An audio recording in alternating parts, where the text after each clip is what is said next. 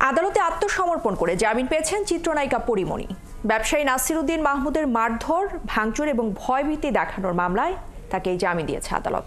সোমবার সকালে chief judicial magistrate আদালতে হাজির হয়ে এই আবেদন করেন তিনি। আরও জানাচ্ছেন নিবিড় সাহা। পরীমণি আদালতে এসে বিচারকের কাছে কিন্তু আসলে তিনি আত্মসমর্পণ করেন এবং তিনি জামিন চান এবং পরবর্তীতে তার জামিন মঞ্জুর করা হয় এবং আদালত থেকে বের হয়ে তিনি কিন্তু আসলে গণমাধ্যমের সঙ্গে কথা বলেন। আমি একটা মামলা করলাম, তার 2.5 বছর পরে, ঠিক 2.5 বছর পরেই একটা পাল্টা মামলা করা হলো, শুধু দমানোর জন্যই, তার কিছু না।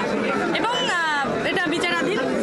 আমার বিশ্বাস যে আমি সঠিক বিচার পাবো, আমি ন্যায় বিচার পাবো। আপনাদের এত ভালোবাসা নিয়ে আসলে আমি বাড়ি ফিরছি, এরকম একটা জয় নিয়েও যেন আমি বাড়ি আসলে ফাইনালি ফিরতে পারি, আপনাদের ভালোবাসার সাথে থাকতে পারি, আমার জন্য দোয়া করবেন।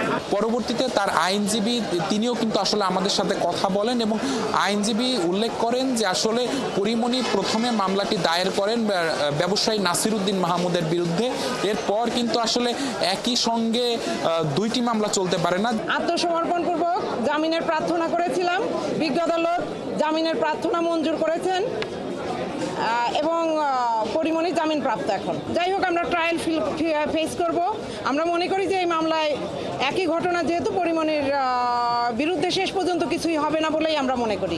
পরীমণির আশাকে কেন্দ্র করে তার যারা সমর্থকরা রয়েছেন তাদের কিন্তু এই খুব একটি উচ্চ পর্যায়ের কিন্তু জটলা আমরা লক্ষ্য করেছি এবং 2021 সালে সাফারের ঢাকা বোট ক্লাবে ঢুকে ভাঙচুর ও ব্যবসায়ী নাসির উদ্দিন মাহমুদকে মারধরের একটি ঘটনা ঘটে। এর পরবর্তীতে আমরা দেখেছি যে আসলে পরীমণি কিন্তু আসলে প্রথম মামলাটি দায়ের করেন ব্যবসায়ী নাসির উদ্দিনের বিরুদ্ধে। পরবর্তীতে কিছুদিন পর ব্যবসায়ী নাসির উদ্দিন তিনি কিন্তু নিজে বাদী হয়ে ঢাকা বোট ক্লাব ভাঙচুর এবং ব্যবসায়ী নাসির উদ্দিনকে মারধরের ঘটনায় একটি হত্যা চেষ্টা মামলা দায়ের করেন। আদালত চত্বর থেকে নিবিড় সাহা, 71।